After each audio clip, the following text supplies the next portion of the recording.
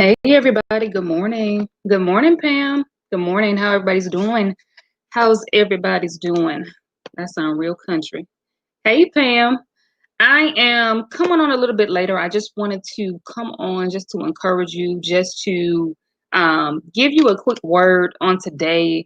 I noticed that there are a lot of people who are um, dealing with anxiety. They're dealing with the different emotions during this time. And I really want people to understand that we sometimes look for peace in our surroundings. We're looking for peace from other people, and sometimes we have to recognize and realize that peace starts within, right? It's an inside job. And I want you to get familiar with really getting in tune with you, right? Really developing personal development on a daily basis, right? So many times we are looking to develop ourselves when certain things occur, but I want you to understand that it's an everyday job. Good morning, everybody. And so I want to talk about it really quickly, how to find peace within, but I really want you to identify yourself in any of these things, because I think we've all been found guilty of thinking that if my surroundings was this way, then I'll have peace, right? If everything in my life is going well, then I'll have peace. But it's a little bit deeper than that. So many times we have a sense of, sorry, it's just something outside my window. We have a sense of looking for peace in other things, but I want you to understand that peace comes within. So the first thing I want you to really identify is that number one is stop living a double lifestyle. Stop living a double lifestyle. A lot of times we are struggling within because we're living two different lifestyles, right? We're trying to fit in over here. We're trying to make this person happy, so we do this. And so you have to understand that in order for you to really have peace, you have to decide who do you want to be. Who do you really want to be? Who do you want to show up as? Who is the person that God's really calling you to? Right? So you're not looking at the fact that, oh, when I go over here with my family who's unsaved, then yeah, I'm over here drinking, I'm doing X, Y, and Z. Oh, when I come over here, I'm gonna be this church saint. I'm gonna be no, you have to decide who you want to be and be that person, right? Stop living a double lifestyle. Stop trying to change based on your environment, because you understand that you have to be the one to change your environment, right? You shouldn't be changed by your environment. You should be changing your environment. So the first thing is to stop living a double life. You may not think that this applies to you, but I really want you to take some time to think about your connections, to think about who you are around, and think about, do you change or do you remain the same, right? Are you the same person here that you are there, right? Being honest with yourself, no matter what that space looks like for you, being honest with yourself and saying, this is who I am. I may not be where I want to be, but I'm growing, I'm developing, I'm becoming more. And so you have to identify with you and say, who am I? Who do I want to become? And be that person. Stop living a double lifestyle. The second thing is free yourself. Sometimes we don't have peace in our lives because we are so busy holding on, right? We're holding on to what happened yesterday. We're holding on to the hurt and the pain. We're holding on to the unforgiveness of many years ago. We're holding on to the fact that this person said something crazy to you. And so you're constantly replaying it in your mind. You have to begin to say, you know what? I'm going to free myself today, right? I'm going to free myself today. I'm not going to be bound by what happened yesterday. I'm not going to allow myself to stop and be stuck in this place because I refuse to let go. In this time, in this place, in this season, your peace is more than being right.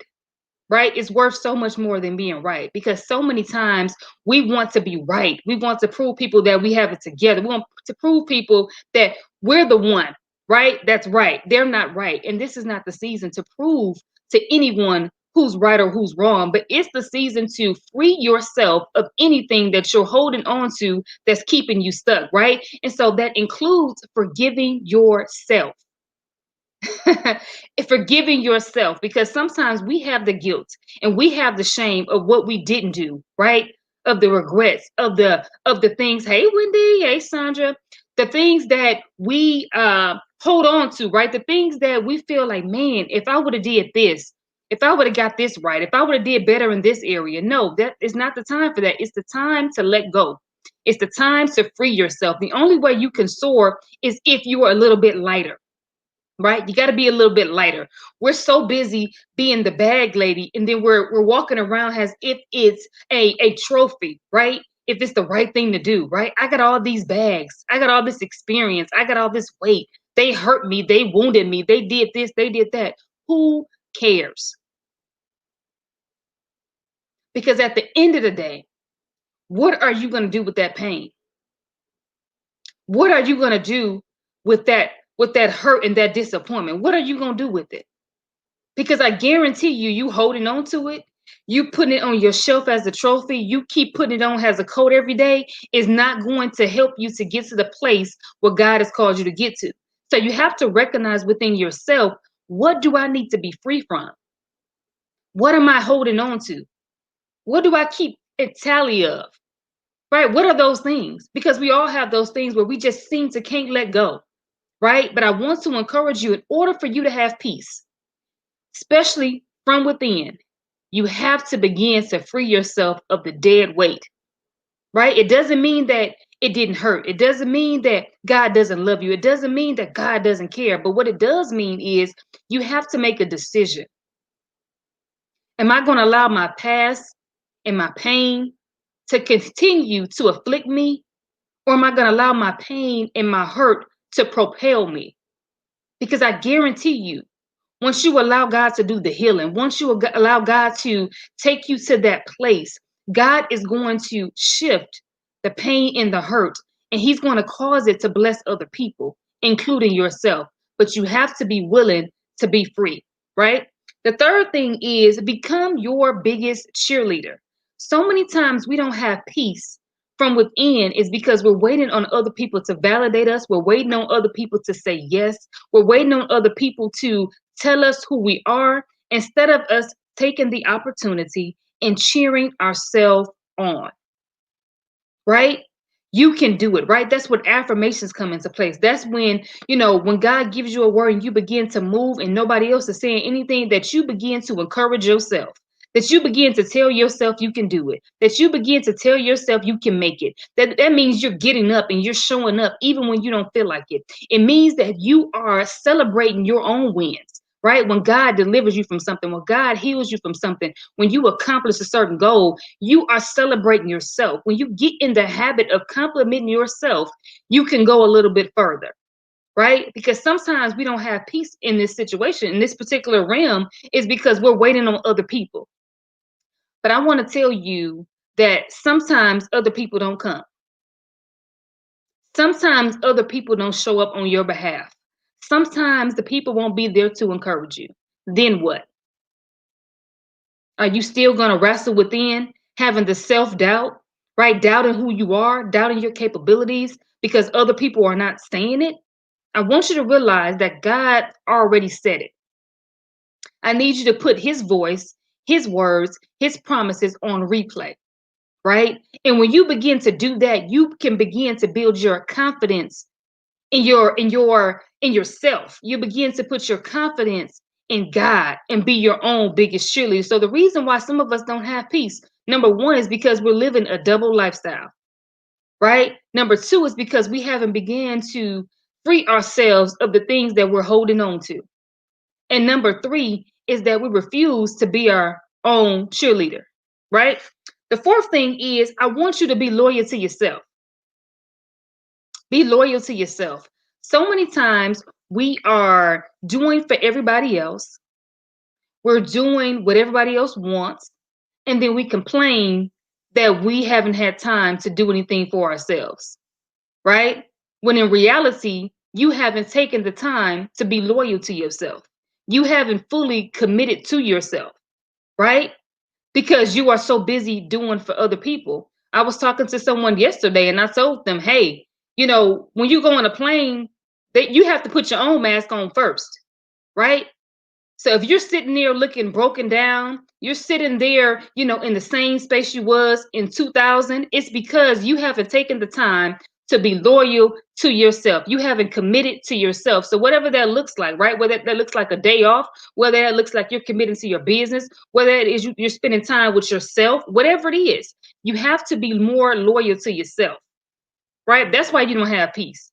because you're so busy being all over the place and being there for everybody else that for you in particular, you're unorganized, right? You're unfulfilled, right? You're miserable, right? It seems like you're going through cycle after cycle. And it's because you haven't taken the time to be loyal to yourself. Start keeping your own commitments. What are you going to do for you? What are you going to do for your business? What are you going to do for your financial journey? Right? And commit to it. Right? It's okay to tell other people no, because I understand that no is a complete sentence. Yeah. So you may have to say no. You may have to release yourself of some things that's not really helping you to get to your next level. But I want you to understand that when you begin to show up for yourself, you will see more results when you're loyal to yourself. Keeping the commitments to yourself is going to give you great peace, right? The last thing is to be at peace with others, right? Stop looking for drama. Stop looking for the latest gossip. Stop looking for other people's business. Stop being concerned with everybody's business, right? And begin to say, you know what? I'm looking for peace, right? And so I understand that I have to also be at peace with people, right? So I'm not looking for the drama. I'm not looking for confusion. Sometimes we're so busy and so used to dysfunction that we look for, we feed off of it, right? But I want you to practice living at peace with others, right? So sometimes that may look like you have to apologize. Sometimes that may look like you have to begin to remove yourself in order to be at peace, right? Some people you do really have to do love from a distance, right? It doesn't mean you don't love them, but you have to understand your boundaries, right? Sometimes we get to a place where you may can't, you have to prevent yourself from snapping out sometimes for some people, right? And so you have to be willing to do what's necessary to protect your own inner peace. So that's what we're talking about, protecting your inner peace. What it is that you need to do, right? What is it that you need to do to really get clear on your peace? Have you been living a double lifestyle? Are you two different people, right? Are you still holding on to the past? Have you not forgiven yourself? Right? Are you your biggest cheerleader? Or are you looking for other people to validate you? Right? Have you decided to be loyal to yourself, keeping your own commitments to yourself? Being loyal to you, taking care of you. That's mentally, that's physically, that's spiritually, right? Whatever aspect of you, are you being loyal to you? And lastly, learning to be at peace with other people. We're not looking for drama. We're not looking for chaos. We're not looking for the latest gossip. We are deciding that I'm going to be at peace. God, help me to purify my heart each and every day, right? Because there are some thoughts that I may think, right? There are some words that I may want to say, but God, help me to be at peace. Help me to love my enemies, right? Help me to love people that seems very difficult to love, right? Help me to be the one to be at peace, because I understand that when I make peace with God, number one, that He will cause even my enemies to be at peace with me. And so some of us are so busy worried about our enemies, and you have to understand that when you are at peace with God, when you have a pure heart, when you're on the right track, on the right journey, God will cause your enemies to be at peace with you.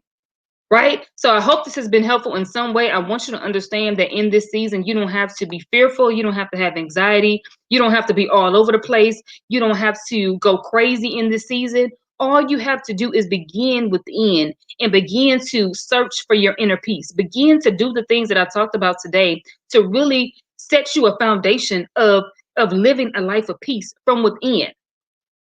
Peace is not going to come from your atmosphere unless you create it. Right? So I hope it's been helpful. You guys have an amazing day.